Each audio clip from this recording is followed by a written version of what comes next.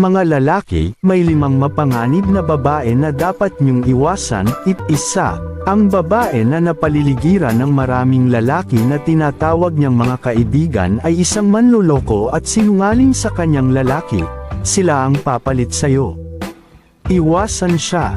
2, ang babae na gusto ka para sa pera mo at wala kang natatanggap na halaga ay isang vampira sa pera at parasite na pinipinsala ka.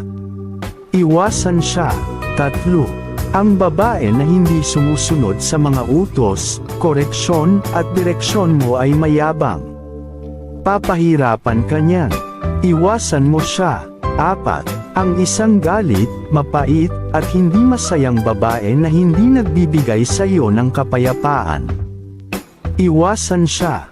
5, ang babae na palaging hindi sumusunod sa iyo, hindi karapat-dapat sa iyong buhay.